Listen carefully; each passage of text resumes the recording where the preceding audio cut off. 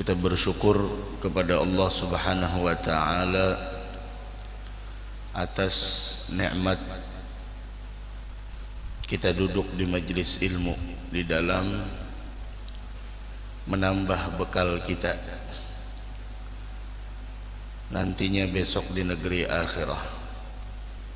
Karena sebaik-baik bekal adalah ketakwaan kepada Allah Subhanahu wa taala. Dan besok nantinya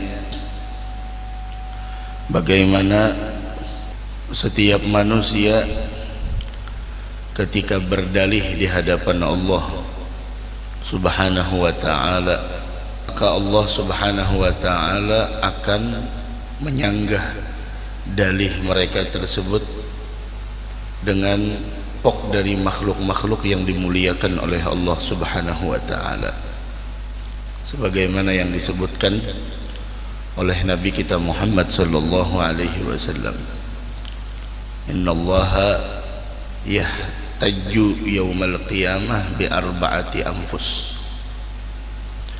4 golongan ini, 4 orang ini yang diambil hujjah oleh Allah di hari kiamat nanti. Nas 'alal aghniya, sekelompok dari manusia yang mana nantinya alal aghniya ditujukan kepada para orang-orang yang diberikan kekayaan oleh Allah. Maka Allah Subhanahu wa taala berhujjah, menyanggah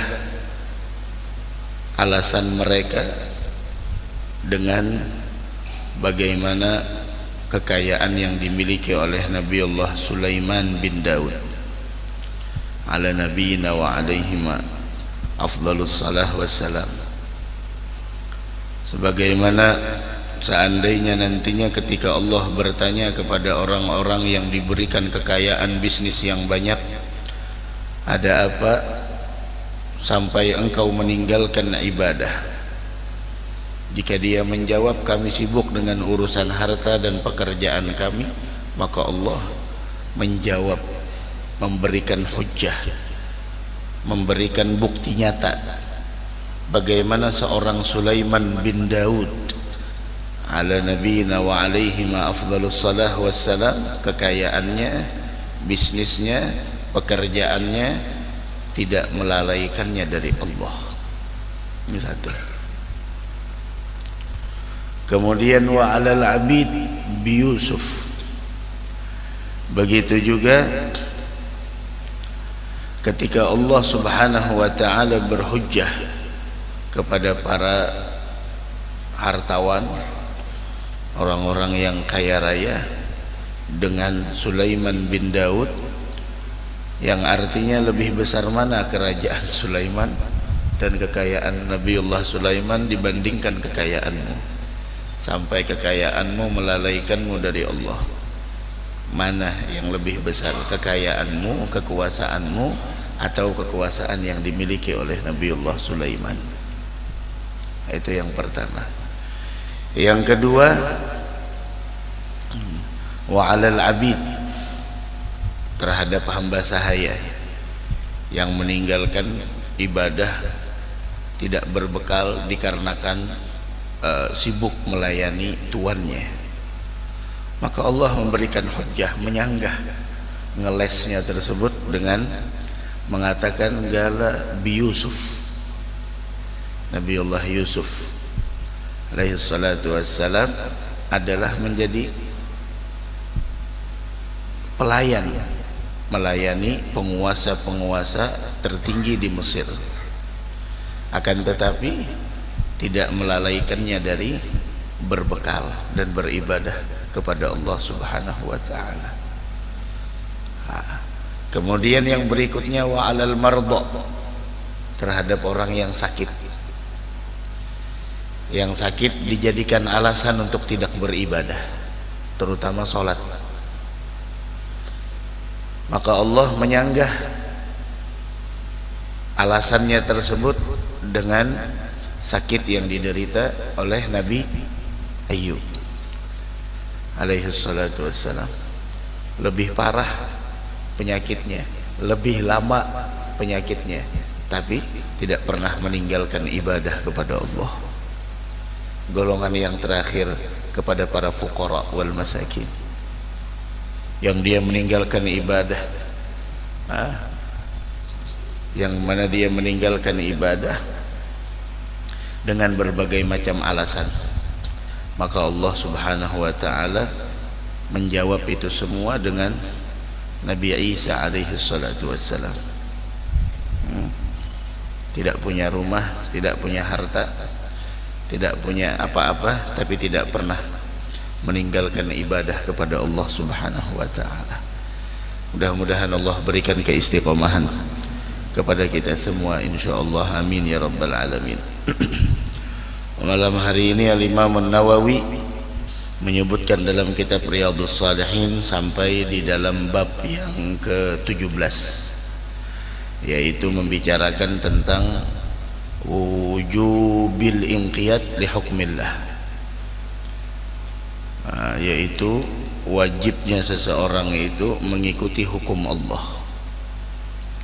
Wujubil inqiyad li hukmillah wa ma yaquluhu man du'iya ila dzalik wa umira bima'rufin aw nuhiya an munkarin, dan apa yang harusnya diucapkan ketika diajak ke arah itu, apa yang harusnya diucapkan ketika diajak ke arah untuk mengikuti hukum Allah dan diperintahkan untuk berbuat kebaikan atau dilarang berbuat keburukan.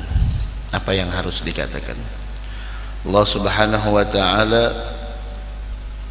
berfirman di dalam Al-Quran, fala wa rabbika la yu'minuna hatta yuhakkimuka fima syajara bainahum thumma la yajidu fi anfusihim harajan mimma qadaita wa yusallimu taslima. Maka Allah Subhanahu wa ta'ala bersumpah di dalam Al-Quran, fala wa rabbika la yu'minuna.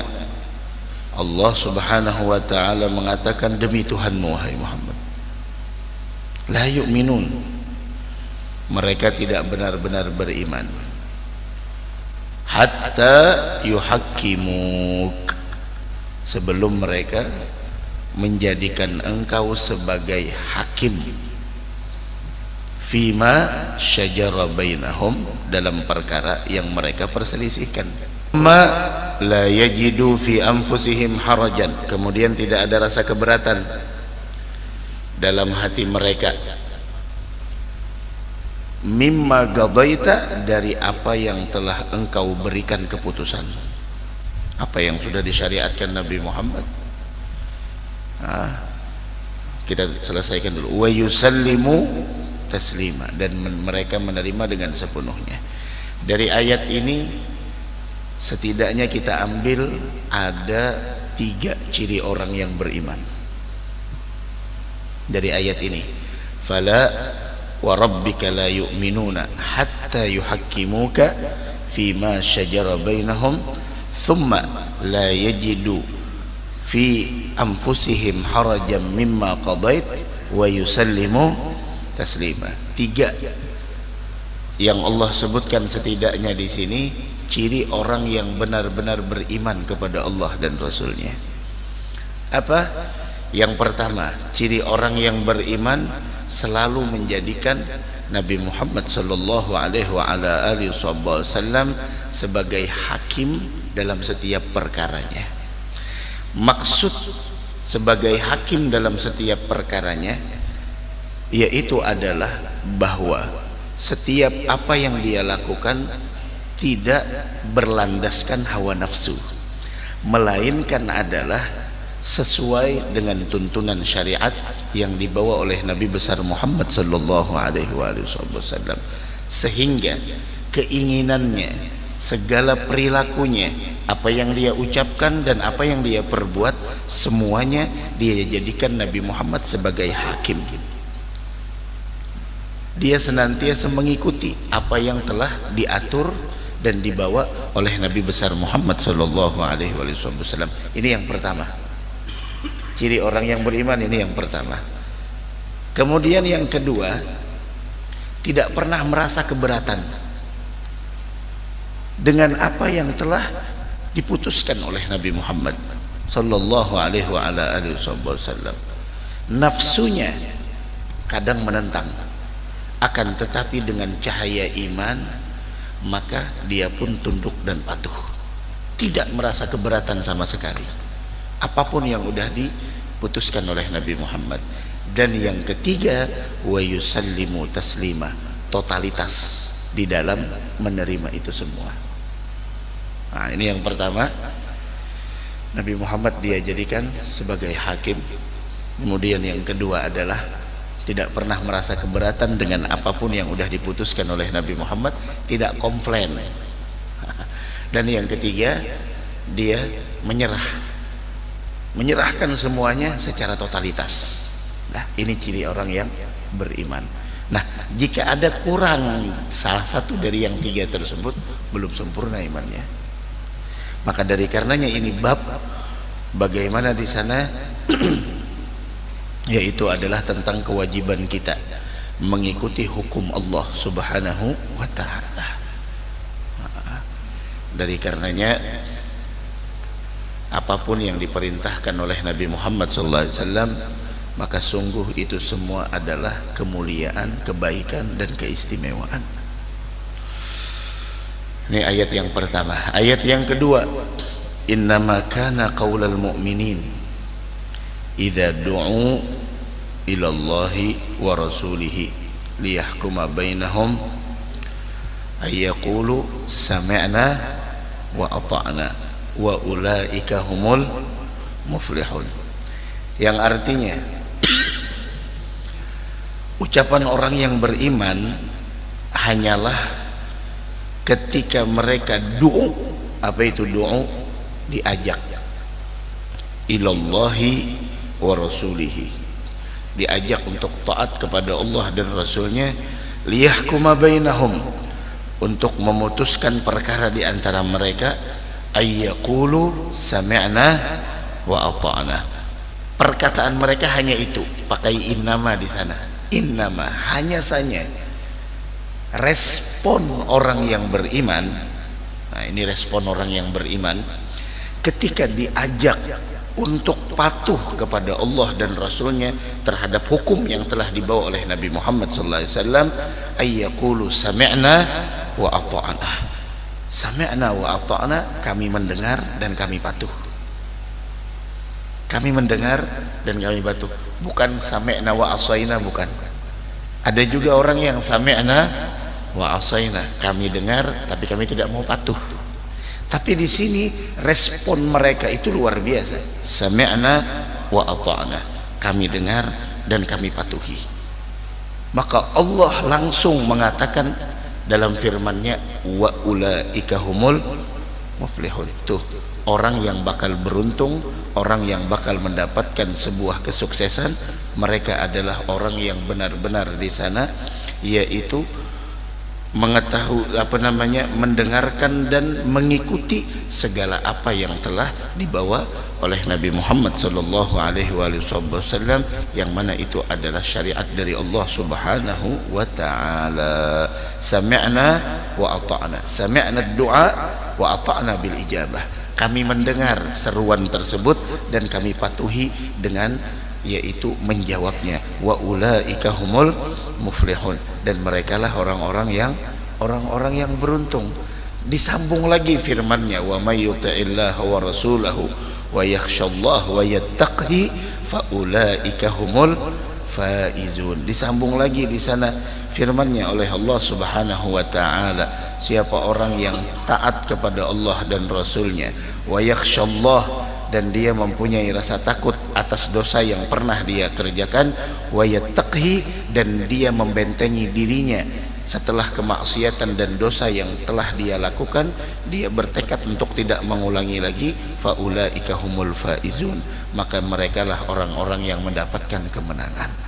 Mudah-mudahan kita termasuk orang yang beruntung, mudah-mudahan kita termasuk orang yang menang insyaallah. Amin ya rabbal alamin. Tuh, kalau kita ingin mengetahui apakah kita termasuk orang yang beruntung atau orang yang tidak, orang yang menang atau orang yang kalah, lihat bagaimana respon kita terhadap instruksinya Allah dan instruksinya Nabi besar Muhammad bin Abdullah.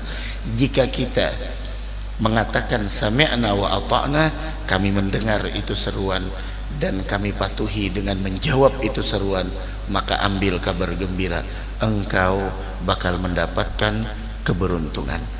Dan orang yang menang adalah orang-orang yang taat kepada Allah dan Rasulullah, mempunyai rasa takut atas dosa yang pernah dia lakukan meskipun dia sudah bertaubat, dan dia pun membentengi dirinya setelah dosa yang pernah dia lakukan agar jangan sampai dia ulang kembali perbuatan tersebut. Maka itulah orang-orang yang mendapatkan kemenangan. Wa ulaika humul faizun, merekalah orang-orang yang faiz, yang beruntung, yang menang, yang sukses. Mudah-mudahan kita sukses dunia wal akhirah. Amin ya rabbal alamin. Sami'na wa ata'na wa hakadha. Taib, hadis yang per hadis ya, cuma satu hadis di sini. Nah, adapun hadis yang sebelumnya juga ada. Nah, amal ahadits an Abi Hurairah, amal hadis Abi Hurairah al-madhkur fi awal al-bab qablah wa ghairuhu min al-ahadits fi. Dari Sayyidina Abi Hurairah radhiyallahu an, lamma nazalat ala Rasulillah, manakala turun atas Nabi Muhammad sallallahu alaihi wasallam ayat Al-Qur'an, lillahi ma fis samawati wa ma fil ard wa in tubdu ma fi anfusikum aw tukhfuhu yuhasibukum bihillah fayaghfir liman yasha wa yu'adzib man yasha wallahu ala kulli syai'in qadir. Ada ayatnya. Ketika diturunkan ayat tersebut, maka disebut oleh Sayyidina Abi Hurairah radhiyallahu taala anhu wa ardhah, bagaimana di sana beliau menyebutkan istadda. Beliau menyebutkan ketika diturunkan lillahi ma fis samawati wa ma fil ardh, sesungguhnya langit dan bumi ini adalah milik Allah. In tubdu ma fi anfusikum, jika kalian menyatakan apa yang ada di dalam hati kalian atau disembunyikan, yuhasibukum bihillah, semuanya akan diperhitungkan oleh Allah. Yang nampak, yang tidak, semuanya bakal diperhitungkan oleh Allah subhanahu wa ta'ala. Kemudian fayaghfir liman yasha wa yu'adzib man yasha. Kemudian setelah itu Allah subhanahu wa ta'ala mengampuni siapapun orang yang dia kehendaki. Mudah-mudahan kita termasuk orang yang diampuni oleh Allah subhanahu wa ta'ala. Amin ya rabbal alamin. Fayaghfir liman yasha wa yu'adzib man yasha wallahu ala kulli syai'in qadir. Ishtadda dzalika ala ashabi Rasulillah. Ayat tersebut isi kandungannya itu membuat di sana bagaimana dirasa amat berat oleh para sahabat Nabi. Ini berat, yang nampak, yang tersembunyi bakal diperhitungkan oleh Allah. Lalu mereka fa'atau Rasulullah, mereka pun datang ke Nabi Muhammad. Thumma baraku ala rukab, kemudian ketika mereka mendatangi Nabi Muhammad, berjongkok di atas lutut mereka. Ini kayaknya adab lah, datang menghadap Nabi Muhammad berjongkok di atas lutut, artinya mereka berjalan dengan lututnya. Ada adab mereka di hadapan Nabi Muhammad SAW, bukan perbudakan, bukan sebagaimana orang sekarang mengatakan seperti itu. Pondok-pondok pesantren dianggap di sana perbudakan. Haula wala quwata illa billah.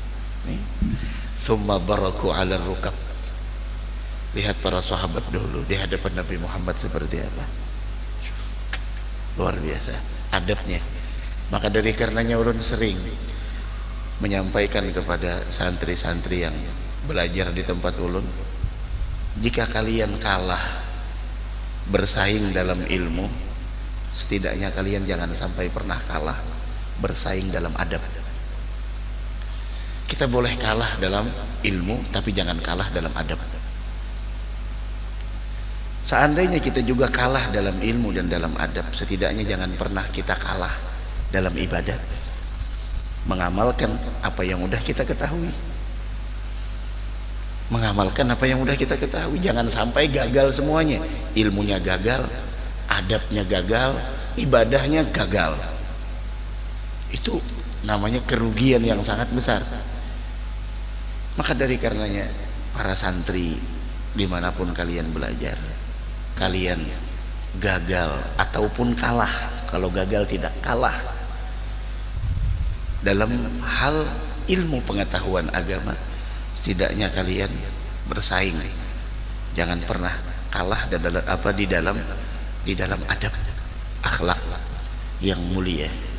Dan jika kalian di sana kalah dalam ilmu dan adab, setidaknya jangan pernah kalah dalam ibadat, yaitu dengan kalian mengamalkan apa yang udah kalian ketahui. Jangan sampai kalah tiga-tiganya, ilmunya kalah, adabnya kalah, mihrabnya kalah, ibadahnya kalah. Sekarang adab itu luar biasa. Kita mau mau dijauhkan dari adab yang semacam itu, mau dijauhkan. Tsumma baraku 'ala rukab fagalu, lalu mereka mengatakan, ay Rasulullah, wahai Rasulullah, kullifna minal a'mal ma nutik. Kita nih sekarang diberikan sebuah amal yang kita semua tidak sanggup. Nah, ini para sahabat bagaimana iman mereka sudah tidak diragukan lagi. Lalu kata Nabi Muhammad, setelah itu mereka mengatakan, kullifna minal a'mal ma nutik. Kita dibebankan suatu amal, suatu perbuatan yang kita tidak mampu. Salat, jihad, puasa, sedekah, dan ditambah lagi telah diturunkan atas engkau ini ayat, wala nutiguha.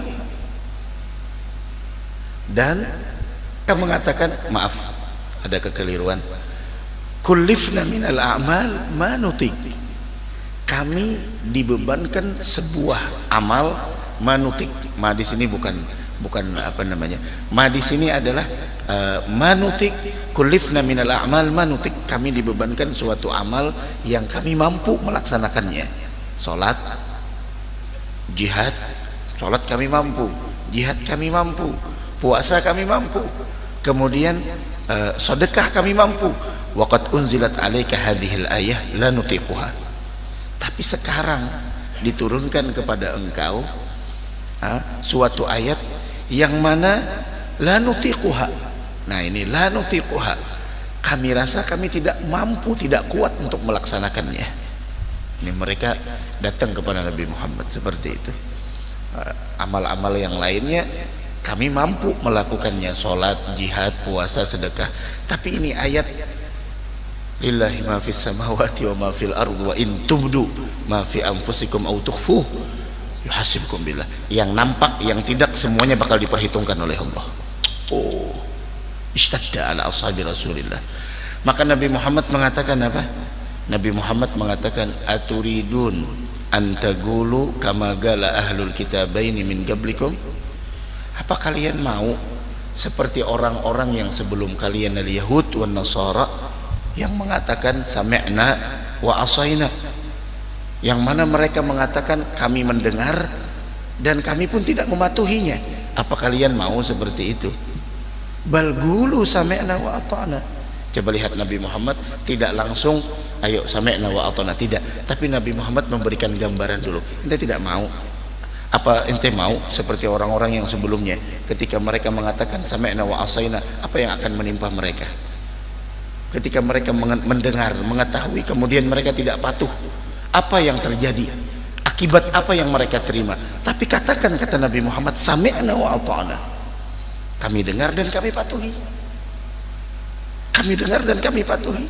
Maka bal qulu sami'na wa ata'na ghufranaka rabbana wa ilaikal masir. Falamma qara'aha alqaum wa dhallat biha alsinatuhum, manakala mereka mengikuti bimbingan Nabi Muhammad SAW, manakala mereka membaca itu dan juga lidah-lidah mereka telah tunduk dengan itu semua, mereka pun mendapatkan kabar gembira dengan anzalallahu ta'ala fi ithriha, maka Allah subhanahu wa ta'ala sesudah itu menurunkan lagi ayatnya, amanar rasulu bima unzila ilaihi min rabbihi wal mu'minun kullun amana billah wa malaikatihi wa kutubihi wa rusulih la nufarriqu baina ahadin min rusulih wa qalu sami'na wa ata'na ghufranaka rabbana.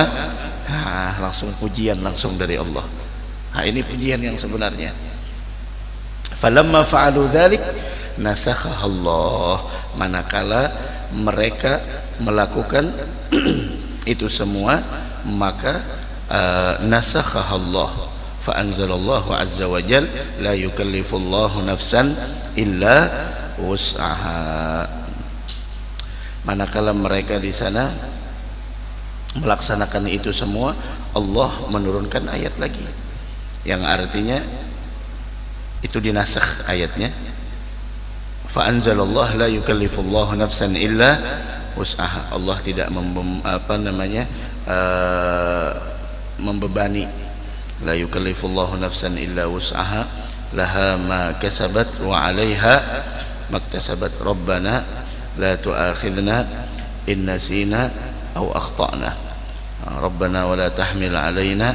Ketika mereka mendengar itu semua, la yukallifullahu nafsan illa wus'aha, bahwasanya Allah subhanahu wa ta'ala la yukallifullahu nafsan illa wus'aha, Allah tidak membebani seorang melainkan sesuai dengan kesanggupannya. Laha ma kasabat wa 'alaiha maktasabat, dia mendapatkan pahala dari kebajikannya dan dia mendapatkan siksa atas kejahatannya. Kemudian Rabbana la tu'akhidna in nasina aw akhtana, ya Allah, jangan engkau hukum kami jika kami lupa atau kami melakukan kesalahan. Gala na'am.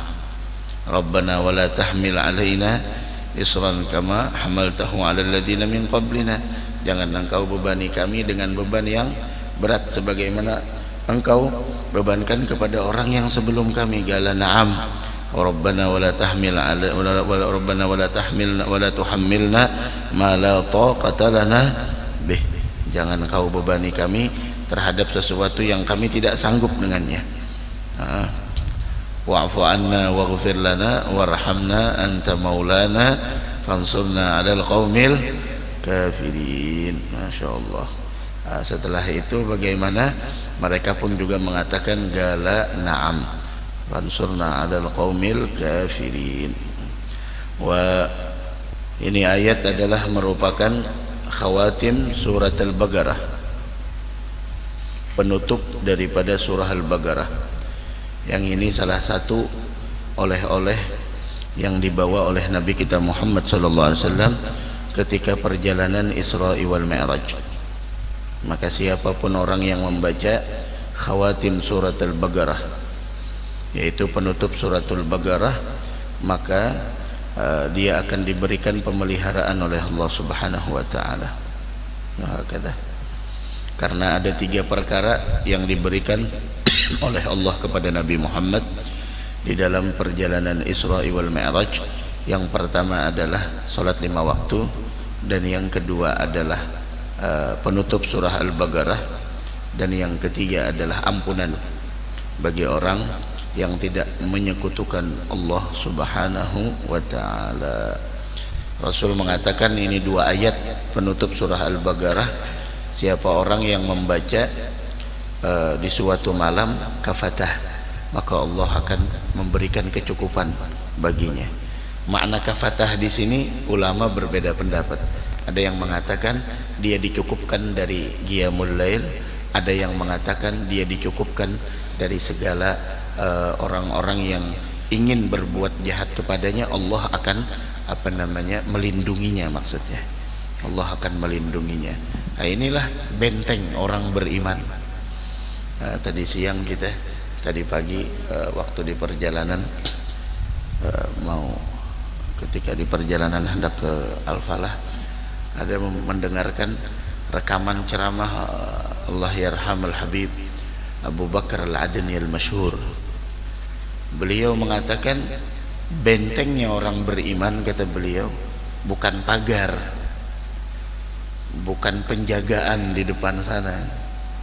Itu bukan benteng orang beriman.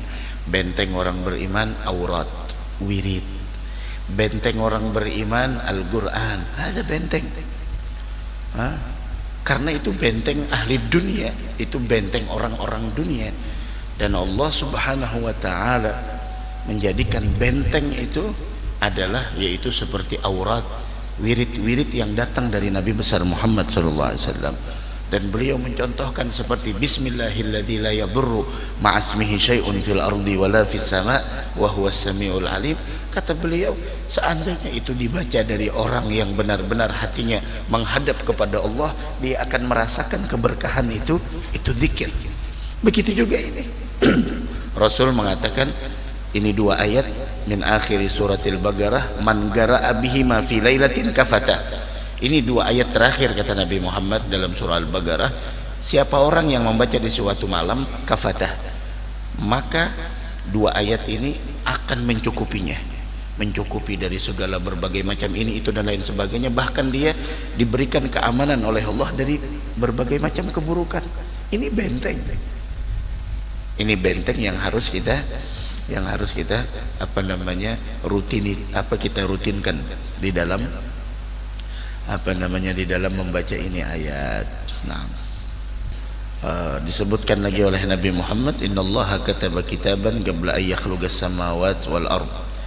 Allah mencatat suatu, Allah menulis suatu catatan sebelum diciptakan langit dan bumi ini selama 2000 tahun, dan menurunkan darinya itu penutup surah Al-Baqarah, ya ini Amanar Rasul sampai habis. Dan tidaklah ini ayat dibacakan di suatu rumah, kemudian rumah itu tidak akan pernah mampu didekati oleh syaitan laknatullahi ta'ala alaih. Wa dianjurkan bagi kita untuk membaca amin setelah akhir ayat tersebut, fansurna 'alal qaumil kafirin. Wa kana sayyidina Mu'adz bin Jabal idza khatama surat Al-Baqarah qala amin. Sayyidina Mu'adz bin Jabal, kalau beliau menutup surah Al-Baqarah ini, membaca dua ayat penutup surah Al-Baqarah, atau beliau membaca surah Al-Baqarah, maka ketika habis fansurna 'alal qaumil kafirin, maka beliau membaca amin, yaitu membaca dengan mengaminkan apa yang ada di dalam doa tersebut. Nah, dan bisa mengamalkan insyaallah. Penutup surah Al-Baqarah diberikan oleh Allah kepada Nabi Muhammad SAW, itu diambil dari perbendaharaan di bawah arasy, sebagaimana yang disebut oleh Nabi Muhammad. Naam. Wa tidak diberikan kepada Nabi sebelumnya. Ini benteng kita, ini benteng kita semuanya. Naam. Nabi Muhammad juga mengatakan dalam hadis yang lain bahwasanya fuddilna 'alan nas bi thalath, kita ini diistimewakan atas manusia yang lainnya dengan tiga perkara. Salah satunya dengan dua ayat terakhir dari surah Al-Baqarah, atau disebut dengan penutup suratul Baqarah. La ilaha illallah. Nah, dan dua ayat ini termasuk dua ayat yang disebut oleh Nabi Muhammad dengan nurain, dua cahaya. Cahaya yang pertama Fatihatul Kitab, surah Al-Fatihah, dan yang kedua adalah khawatim suratul Baqarah, penutup suratul Baqarah. Bahkan dalam hadis yang lain Rasul mengatakan dalam tafsir Imam Ibnu Katsir bahwasanya kebaikan dunia wal akhirah terkumpul di dalam penutup suratul Baqarah. Masyaallah. Naam. La ilaha illallah. Rabbana wa la tahmil alaina isran kama hamaltahu 'alal ladzina min qablina Rabbana wa la tuhammilna ma la taqata lana bih wa'fu 'anna waghfir lana warhamna anta maulana fansurna 'alal qaumil kafirin. Amin.